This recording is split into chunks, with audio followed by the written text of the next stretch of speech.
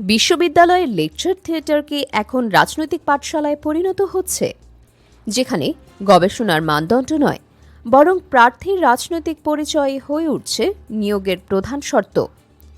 আমরা আজ অনুসন্ধান করছি সেই গোপন প্রক্রিয়ার, যা মেধাকে নির্বাসনে দিয়ে বিশ্ববিদ্যালয়ের হলের করিডোরে রাজনৈতিক আনুগত্যের বীজ বপন করছে।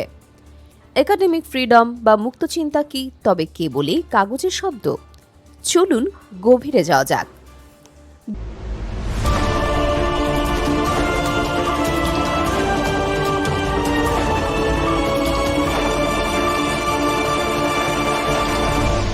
Channel CB.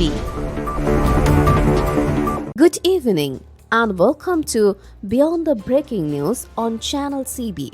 বিশ্ববিদ্যালয় হল মুক্তচিন্তার সূতিকাগার, কিন্তু সাম্প্রতিক বছরগুলোতে শিক্ষক নিয়োগের ক্ষেত্রে এক ভয়াবহ চিত্র উঠে আসছে। এতে শুধু যোগ্য প্রার্থীরা বঞ্চিত হচ্ছেন না, বরং ধ্বংস হচ্ছে প্রতিষ্ঠানের স্বায়ত্তশাসন।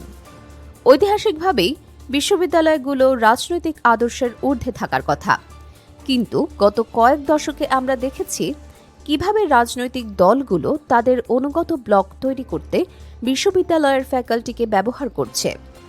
আইনগত ফাঁকফোকর, স্বায়ত্তশাসনের অপব্যবহার করে নিয়োগ প্রক্রিয়ার নিয়ম পরিবর্তন, সিলেকশন বোর্ডের সদস্যদের রাজনৈতিক পক্ষপাতিত্ব, ইডিওলজিক্যাল গেটকিপিং বা আদর্শিক বাধা। গবেষণায় দেখা গেছে বর্তমান নিয়োগের ক্ষেত্রে প্রার্থীর পিএইচডি বা পাবলিকেশনের চেয়েও বেশি যাচাই করা হয় তার ছাত্রজীবনের রাজনৈতিক প্রোফাইল। অনেক ক্ষেত্রে একাডেমিক প্রশ্নের চেয়েও প্রার্থীর রাজনৈতিক আনুগত্য নিয়ে বেশি প্রশ্ন করা হয়। শর্ত শিথিলকরণ, পছন্দের প্রার্থীকে নিয়োগ দিতে অনেক সময় বিজ্ঞপ্তির ন্যূনতম যোগ্যতা কমিয়ে আনার অভিযোগ রয়েছে। কেন এই দলীয় অনুপ্রবেশ? ভোট ব্যাংক তৈরি, শিক্ষক এবং কর্মকর্তাদের মাধ্যমে ক্যাম্পাসে দলীয় আধিপত্য বজায় রাখা, বৌদ্ধিক নিয়ন্ত্রণ, শিক্ষার্থীদের চিন্তাধারাকে নির্দিষ্ট আদর্শের ছাঁচে ফেলা, মুক্তচিন্তার কণ্ঠরোধ। যখন একজন শিক্ষক তার পদের জন্য রাজনৈতিক দলের কাছে ঋণী থাকেন, তখন তিনি আর স্বাধীনভাবে গবেষণার সাহস পান না। এর ফলাফল সুদূরপ্রসারী ও ভয়াবহ। মেধা পাচার, যোগ্য গবেষকরা দেশে সুযোগ না পেয়ে বিদেশে পাড়ি জমাচ্ছেন। র্যাঙ্কিং বিপর্যয়, রাজনৈতিক বিবেচনায় নিয়োগপ্রাপ্তদের গবেষণার মান নিম্নমুখী হওয়ায় বৈশ্বিক র্যাঙ্কিংয়ে বিশ্ববিদ্যালয়গুলোর পতন ঘটছে। বুদ্ধিবৃত্তিক বন্ধ্যাত্ব, ক্যাম্পাসে বিতর্ক ও ভিন্নমতের চর্চা বন্ধ হয়ে যাচ্ছে। যখন কোনো বিশ্ববিদ্যালয়ের শিক্ষক নিয়োগে মেধার চেয়ে আনুগত্য প্রাধান্য পায়, তখন সেই প্রতিষ্ঠান কেবল একটি সার্টিফিকেট বিতরণী কেন্দ্রে পরিণত হয়।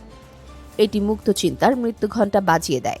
বিশ্ববিদ্যালয় যদি দলীয় ক্যাডার তৈরির কারখানা হয়, তবে দেশের ভবিষ্যৎ অন্ধকার। উচ্চশিক্ষাকে এর রাজনৈতিক আবর্ত থেকে মুক্ত করতে স্বচ্ছ নিয়োগ নীতিমালা এবং একটি স্বাধীন তদারকি কমিশন এখন সময়ের দাবি। মেধাই হোক নিয়োগের একমাত্র মাপকাঠি। Subscribe now for daily news and updates.